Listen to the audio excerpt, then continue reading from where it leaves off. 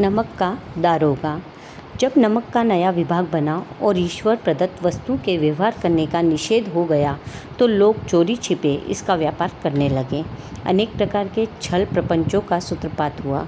कोई घूस से काम निकालता था, कोई चालाकी से। अधिकारियों के पोह 12 थे।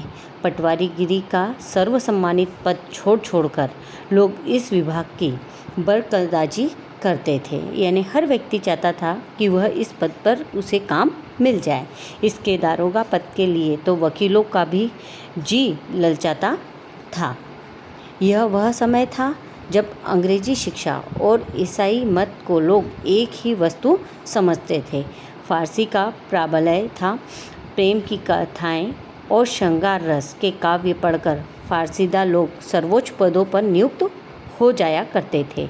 मुंशी वंशीधर भी जुलेखा की विरह कथा समाप्त करके मजनू और फरहाद के प्रेम वृत्तांत को, नल और नील की लड़ाई और अमेरिका के आविष्कार से अधिक महत्व की बातें समझते हुए रोजगार की खोज में निकले।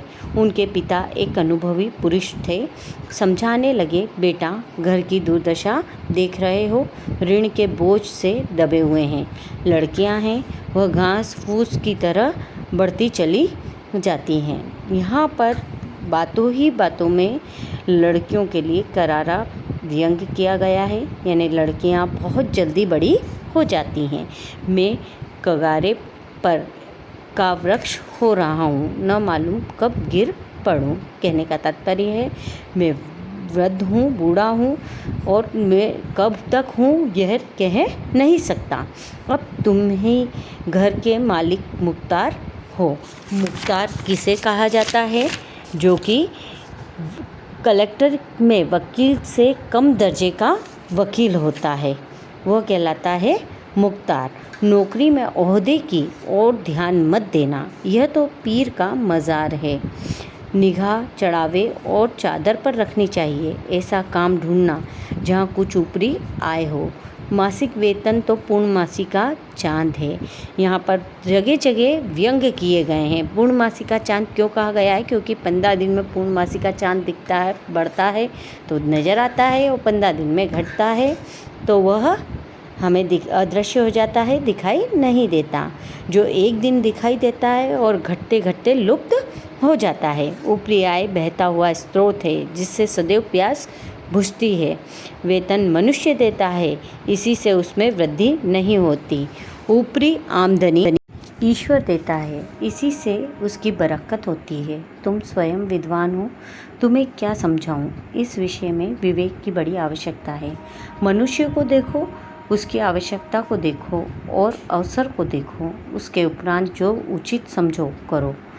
गरज वाले आदमी के साथ कठोरता करने से लाभ ही लाभ है, लेकिन बेगरज का दाव पर जाना जरा कठिन है। इन बातों को निगाह में बांध लो, यह मेरी जन्म भर की कमाई है। यानी पिता अपने पुत्र को समझा रहा है, जिसको गरज होती है तो वह अपने कहे अनुसार चलने को तैयार हो जाता है। इस उपदेश के बाद पिताजी ने आशीर्वाद दिया। वंशीधर आज्ञाकारी पुत्र थे। वे ये बातें ध्यान से सुनी और तब घर से चल खड़े हुए। इस विस्तृत संसार में उनके लिए धैर्य अपना मित्र, बुद्धि अपनी पथ प्रदर्शक और आत्मलंबन ही अपना सहायक था। लेकिन अच्छे शकुन से चले थे। जाते ही जाते नमक विभाग के दारोगा पद पर प्रतिष्ठित हो गए। वेतन अच्छा और ऊपरी आय का तो ठिकाना ही न था। वृद्ध मुंशी जी को सुख संवाद मिला तो फूले न समाये, महाजन कुछ नरम पड़े। कलवार की आशा लता लहलहाई, पड़ोसियों के हृदय में छूटने लगे। जाड़े के दिन थे और रात का समय। नमक के सिपाही चौकीदार नशे में मस्त थे। मुंशी वंशीधर को यहाँ आए अभी 6 महीनों से अधिक न हुए थे, लेकिन इस थोड़े समय में ही उन्होंने अपनी कार्यकुशलता और उत्तम आचार से अफसरों को मोहित कर लिया था। अफसर लोग उन पर बहुत विश्वास करने लगे। नमक के दफ्तर से 1 मील पूर्व की ओर जमुना बहती थी। उस पर नावों का एक पुल बना हुआ था। दारोगा जी किवाड़ बंद किए मीठी नींद से सो रहे थे। अचानक आँख खुली। तो नदी के प्रवाह की जगह गाड़ियों की गड़गड़ाहट और मल्लाहों का कोलाहल सुनाई दिया। कोलाहल से तात्पर्य हलचल हुई। कुछ आवाज़ें सुनाई दी। उठ बैठे, इतनी रात गए गाड़ियाँ क्यों नदी से के पार जाती हैं? अवश्य कुछ न कुछ गोलमाल है। तर्क ने भ्रम को पुष्ट किया। वर्दी पहनी, तमंचा जेब में रखा और बात में घोड़ा बढ़ाए हुए पुल पर आ पहुँचे। गाड़ियों की एक लंबी कतार पुल के पार जाती दिखी। डांट कर पूछा, किसकी गाड़ियाँ हैं? थोड़ी देर तक सन्नाटा रहा। आदमियों में कुछ कानाफूसी हुई। तब आगे वाले ने कहा, पंडित अलोपीदीन की। कौन पंडित अलोपीदीन? दातागंज के मुंशी वंशीधर चौके। पंडित अलोपीदीन इस इलाके के सबसे प्रतिष्ठित जमींदार थे। लाखों रुपए का लेन देन करते थे। इधर छोटे से बड़े कौन ऐसे थे जो उनके ऋणी न हों। व्यापार भी बड़ा लंबा चौड़ा था। बड़े चलते पुर्जे आदमी थे। अंग्रेज अफसर उनके इलाके में शिकार खेलने आते और उनके मेहमान होते।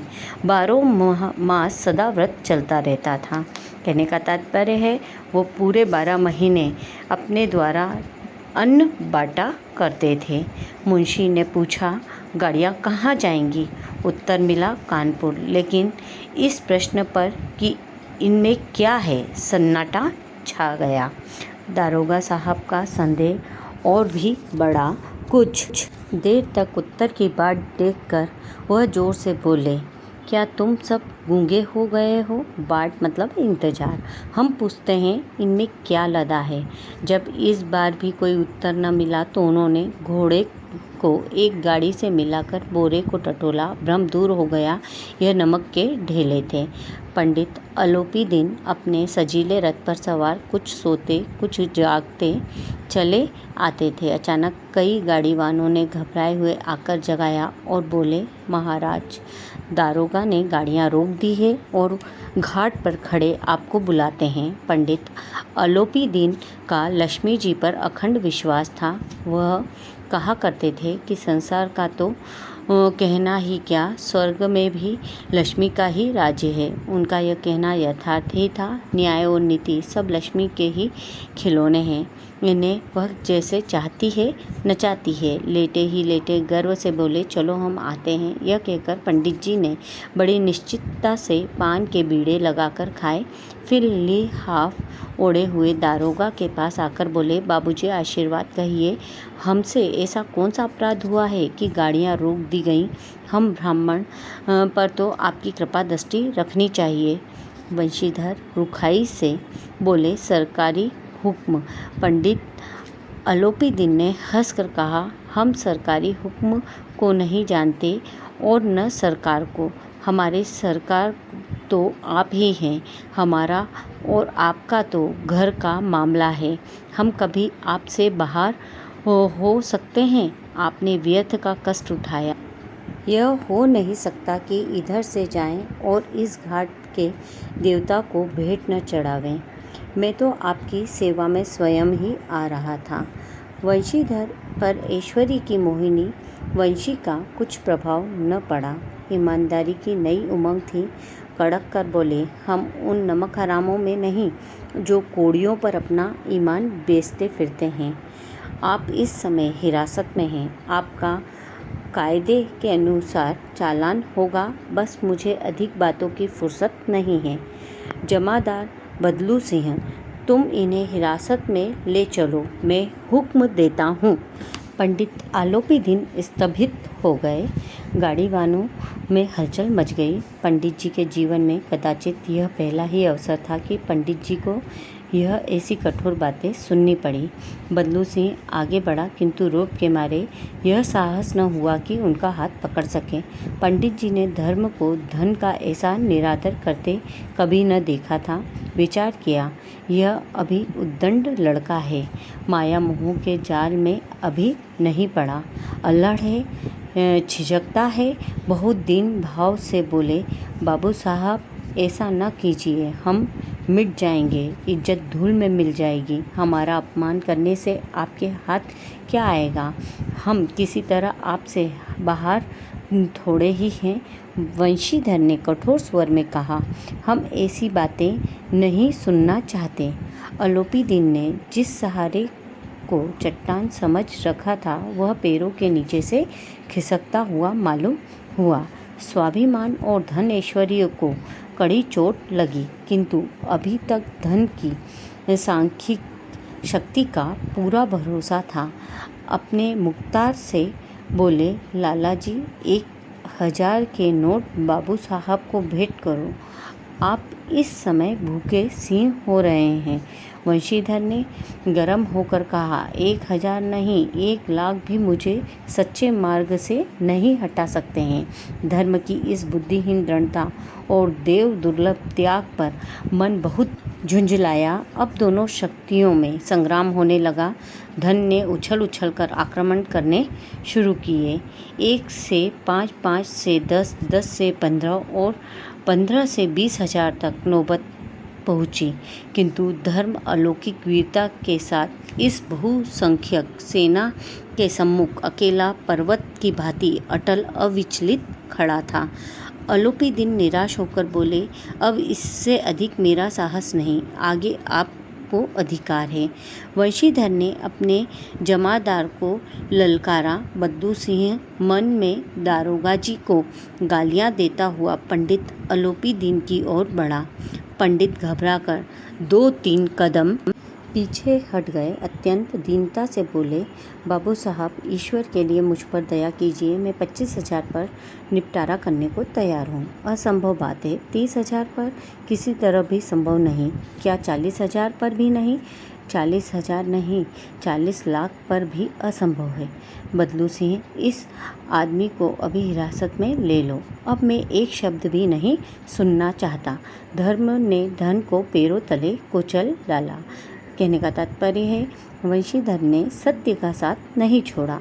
अलोपीदीन ने एक हष्टपुष्ट मनुष्य को हथकड़ियाँ लिए हुए अपनी तरफ आते देखा। चारों ओर निराश और कातर दृष्टि से देखने लगे।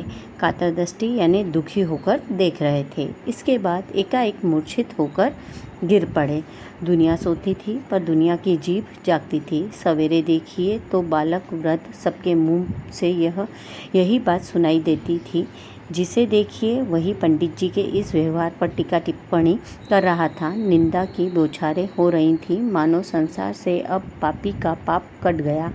पानी का दूध के नाम से बेचने वाला ग्वाला, कल्पित रोज नामचे भरने वाले अधिकारी वर्ग, रेल में बिना टिकट सफ़र करने वाले बाबू लोग, जाली दस्तावेज बनाने वाले सेठ और साहूकार, यह सब के सब देवताओं की भांति गर्दनें चला रहे थे। जब दूसरे दिन पंडित अलोपीदीन अभियुक्त होकर कांस्टेबलों के साथ हाथों में हथकड़ियाँ, हृदय में ग्लानि और शोक भरे लज्जा से गर्दन झुकाए अदालत की तरफ चले तो सारे शहर में हलचल मच गई। मेलों में कदाचित आंखें इतनी व्यग्र न होती होगी। भीड़ के मारे छत और दीवार में कोई भेद न रहा, किंतु अदालत में पहुंचने की देर थी। पंडित अलोपीदीन इस अगाध वन के सिंह थे। अधिकारी वर्ग उनके भक्त, अमले उनके सेवक, वकील मुख्तार उनके आज्ञापालक और अर्दली, चपरासी और चौकीदार तो उनके बिना माल के गुलाम थे। तो बच्चों, इसके आगे की कहानी अब हम कल पढ़ेंगे।